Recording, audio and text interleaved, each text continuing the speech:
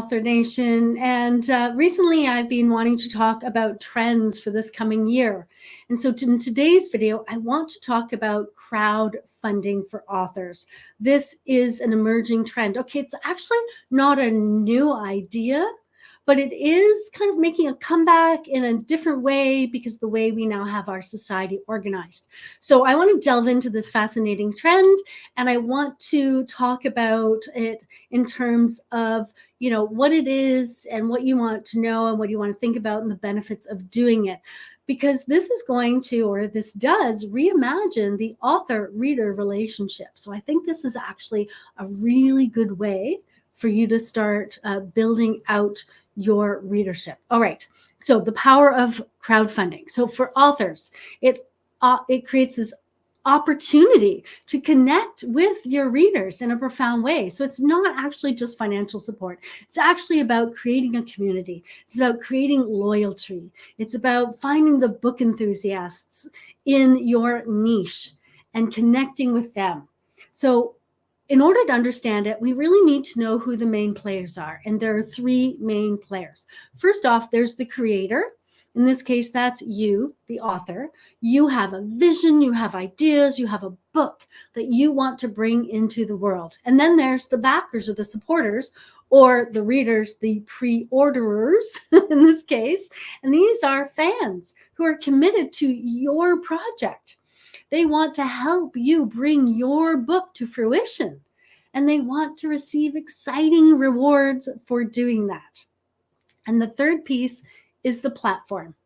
That's where you and your readers connect.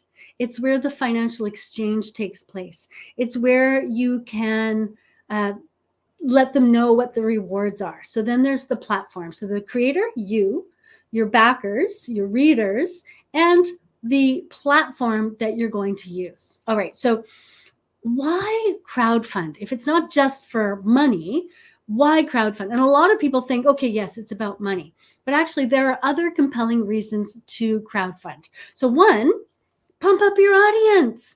Crowdfunding allows you to mobilize your readers and catalyze around your work and create this community, right? It involves your audience in your process. It gets you talking to them. It gets them coming along on the journey with you and getting excited about it. Two, it validates your book idea. If you put a book out on a crowdfunding platform and not enough people support it, maybe, not always, but maybe there's something wrong with the book idea. Maybe there's something you can shift to make it better. Now, that's not the only reason crowdfunding fails. So I don't want you to just take that to heart and say, okay, if nobody likes it, then that's the only problem. No, there are other things. But when you do get all the money and more that you need for your book, totally validates the book idea, doesn't it? It completely validates what you're doing and the project you're doing. You know you have an audience for it.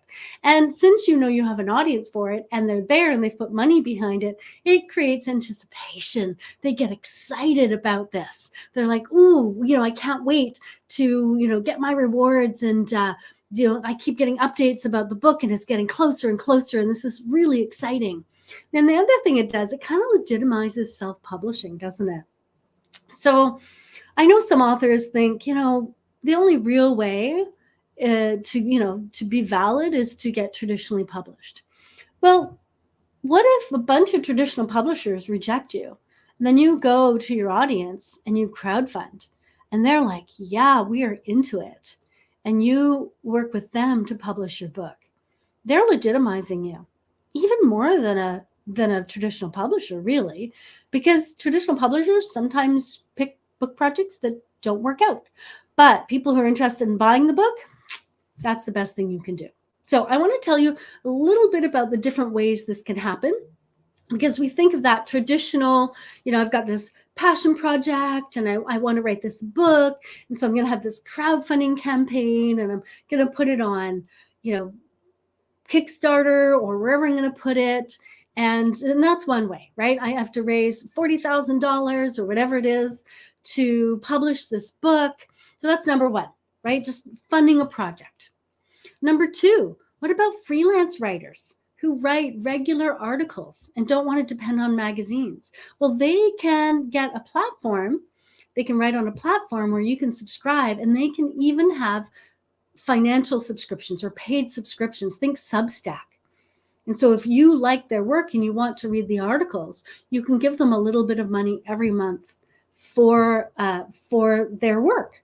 And so freelance writers can crowdfund in the sense of, being on a platform that there's paid. And then there's also just subscription-based support, which you can do on your own website. It just allows you to collect monthly amounts of money from supporters until the project's done. So think about the freelance writer in Substack for paid newsletters as an example.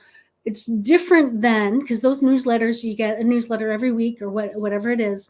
It's different than the subscription-based support for a project that has a deadline, has an ending, which would be a book.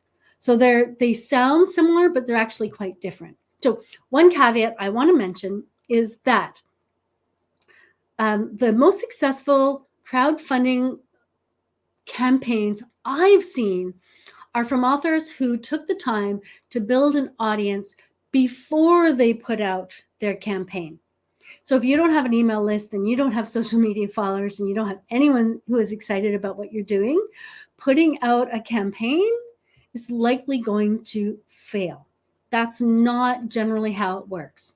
You want to build up your community. You want to build up a following. You want to have some raving fans before you put that campaign out there, because they're the ones who initially purchase and start building that momentum for you so you can take it out to the rest of the world. And again, they're legitimizing you, aren't they? And other people will say, oh, that's really exciting. And people are supporting that. I should get in on that. And so they help you kind of build the momentum. So don't think of a crowdfunding campaign as something to start an audience. It is something to build on a current audience. It's something to expand your audience, not to start an audience. And I think that's another reason they fail. And I just really want to point that out. Okay, so why crowdfunding? So aside from the financial benefits, I think the most exciting part is that direct engagement between you, the author, and the reader. I mean, I've supported crowdfunding campaigns, and I get emails and I get updates, and then I get the book, and it's really exciting. And I just love being a part of that. And I feel like I've supported that. And so it creates a deeper connection. It strengthens your reader loyalty, and ultimately it does grow book sales. So when considering crowdfunding, you can either go to a crowdfunding platform, or you can go to a full service publisher, because there's actually publishers who use crowdfunding. So we now have crowdfunding publishers. And so you can either go, again, to a platform that you do your own crowdfunding, or you can go to a publisher who focuses on crowdfunding their publishing projects. I'm going to drop some links in the description of some crowdfunding publishers and some crowdfunding platforms so you can see the difference. So again, what are some of the benefits for crowdfunding? So you raise funds for the publishing costs and marketing costs, so it makes self-publishing less risky. You get pre-orders, you get anticipation for your work, you can build your author brand, you can market your book in advance and generate excitement, and you can get vital market analytics and reader information, enabling you to tailor your content and marketing efforts. And we didn't talk about this too much, but it's one of the other benefits. So crowdfunding isn't just about financing a book. It's about fostering community. It's about building anticipation. It's about getting you, the author, closer to your readers and closer to your creative process. It really, truly is a win-win for authors and their dedicated readers. So if you are thinking about publishing a book in 2024, consider using crowdfunding. And if you'd like to know all your publishing choices, below, you will find a link to my ebook, Publishing Possibilities. Grab that, and it'll help you know what your choices are in the publishing world.